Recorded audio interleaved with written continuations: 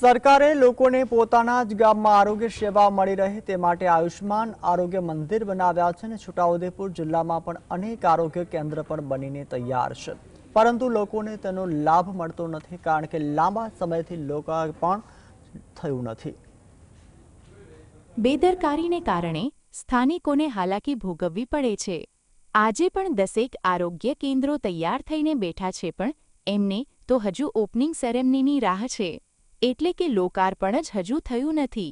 10 જેટલા આરોગ્ય કેન્દ્રો તૈયાર હોવા છતાં ધૂળ ખાઈ રહ્યા છે।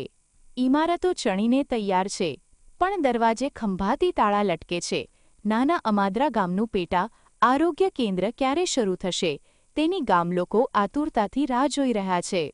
ગામની સગર્ભા મહિલાઓને 4 કિલોમીટર દૂર આયુષ્માન કેન્દ્રનો ધક્કો ખાવો પડે છે। અમારા ગામમાં જે સબ સેન્ટર ચાલુ થયું છે તે સબ સેન્ટર હજુ સુધી લોકાર્પણ થયું નથી, તો સરકારશ્રીને મારી નમ્ર વિનંતી વહેલી તકે લોકાર્પણ થાય અને લોકોને ગ્રામજનોને સારી સુવિધા મળે છે, દૂર દૂર જવું ના પડે તે મારી સરકારશ્રીને નમ્ર વિનંતી છે। જેની અંદર આપણા નાના માદરા આરોગ્ય કેન્દ્ર બનેલું છે એનું ઉદ્ઘાટન કરવાનું બાકી છે। ઉદ્ઘાટન થયેલું નથી એટલે કેવું છે કે કોઈ બી સુવિધાનો લાભ લેવો હોય તો આપણે પ્રાથમિક આરોગ્ય કેન્દ્ર ચલામલી જવું પડે છે, આવાજુ બોર્ડ તાડકાસલા અને બોડેલી સુધી જવું પડે છે। ઉદ્ઘાટન બાકી છે જેના કારણે સુવિધાઓનો લાભ મળતો નથી। સરકારને વિનંતી છે કે આનું તરત જ ઉદ્ઘાટન કરવામાં આવે જેથી સ્થાનિક લોકોને સેવાનો લાભ મળે। બોડેલી તાલુકામાં જ કાશીપુરા ગામમાં કેન્દ્ર પર તાળું લટકે છે। અંદર જુઓ તો ખાલી ઓરડા બહાર કાંસ પાણીનું જંગલ। સરપંચ કહે છે કે અમે તો રિબન કાપવાના મહેમાનની રાહ જોઈએ છીએ।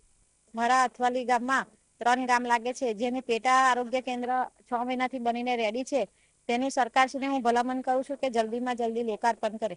અત્યારે અહીંયા નથી તો 3 કિલોમીટર દૂર ચલામલી એ લોકોને જવું પડે છે, અને જો સાધનની વ્યવસ્થા ના હોય એ લોકોને તો 108 પણ બોલાવી પડે છે, અને એ લોકોને જવામાં ઘણી તકલીફ થાય છે। છોટાઉદેપુરમાં હાલમાં 310 જેટલા સબ સેન્ટર મંજૂર છે, જે પૈકી 247 જેટલા સબ સેન્ટરનું મકાનો અમારા પોતાના છે કે જેમાં આપણે આરોગ્ય વિષયક હાલમાં સેવા ચાલુ છે।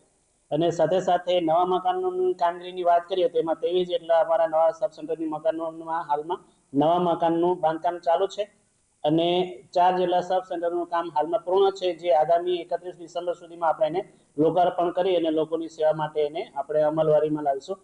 સરકાર કરોડો રૂપિયા ખર્ચીને કહે છે કે ગામડે ગામડે આરોગ્ય સુવિધા પહોંચાડીશું, પરંતુ અહીં તો એવી વ્યવસ્થા છે કે દર્દી મરી જાય તો પણ કેન્દ્ર ખુલે નહીં।